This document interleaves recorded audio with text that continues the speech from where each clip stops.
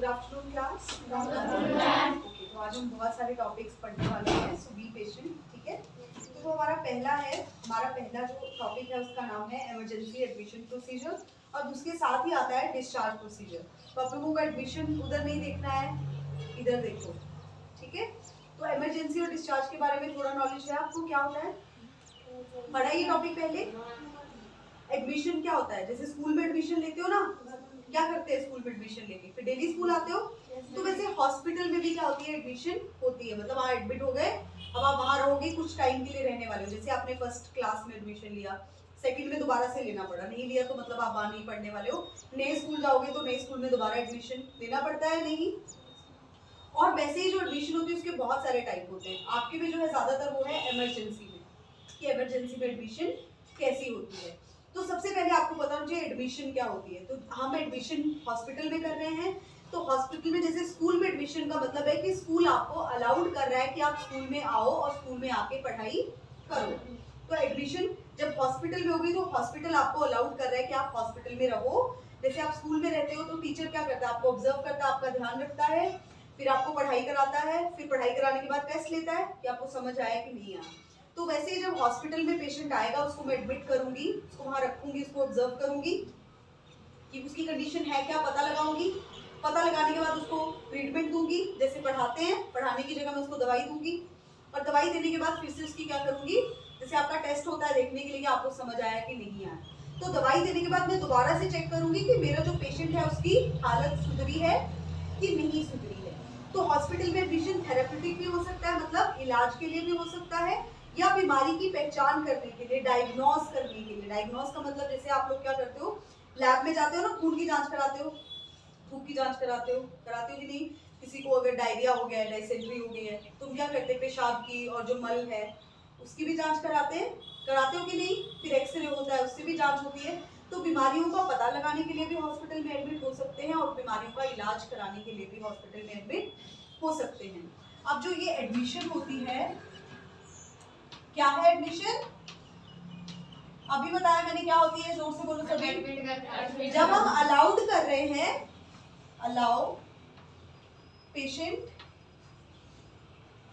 क्या है, मरीज, टू स्टे, कहां पे, हॉस्पिटल, स्टे इन हॉस्पिटल। किसके लिए, फॉर, किसके लिए, हाँ, चेकअप या ट्रीटमेंट, या मैंने क्या बताया, डायग्नोसिस। डायग्नोसिस मतलब बीमारी का पता लगाने के लिए। ये लिख लो अगर लिखना है तो।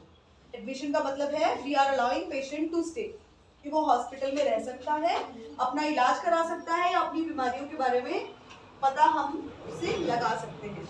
अब ये जो एडमिशन है ये दो तरह की होती है, एक होती है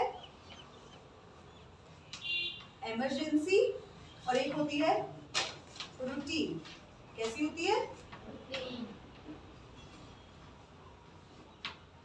कभी सुना है इमरजेंसी में ले जाना पड़ा पेशेंट को हॉस्पिटल, इमरजेंसी हो गई है।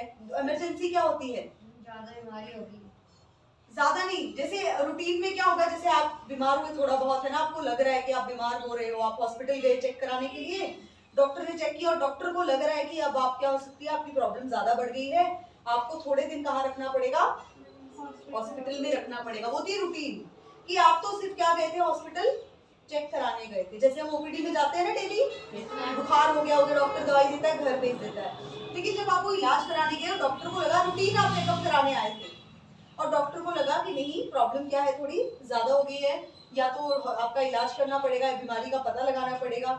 जैसे किसी को बीमारी है पहले से, मान लो डायबिटीज पता है सबको, शुगर, या किसी को क्या है बीपी की कोई बीमारी है, तो उसको पता है ना मेरे को बीपी की प्रॉब्लम होती है या मुझे शुगर है, तो वो हॉस्पिटल डेली चेकअप के लिए जाएगा हर महीने।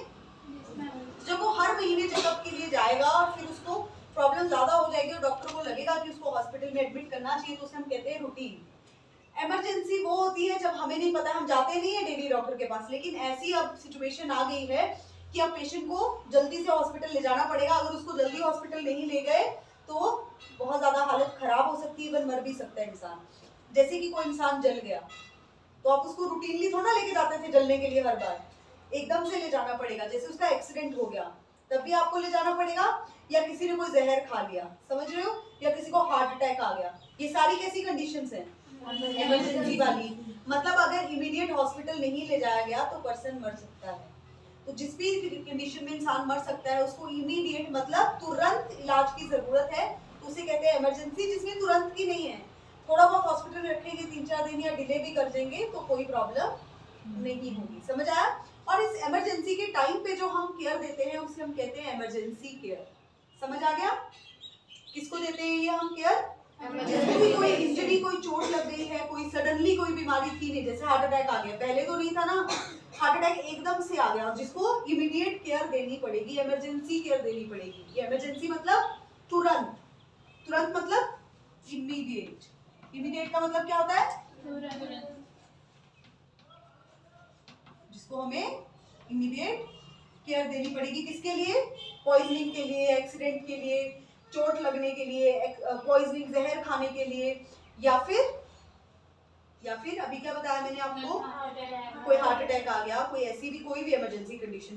तो हम इमरजेंसी केयर क्यों देते हैं? एक तो पर्सन को सबसे पहले किसका खतरा है, मैंने बोला ना वो मर सकता है, तो उसकी लाइफ को बचाने के लिए, उसको जिंदा रखने के लिए। तो टू प्रिजर्व लाइफ, प्रिजर्व मतलब उसकी जिंदगी और मौत वाली कंडीशन जब होगी तब इमरजेंसी हमारी एडमिशन होती है। तो एक तो उसकी जिंदगी को बचाने के लिए, उसकी लाइफ को बचाने के लिए।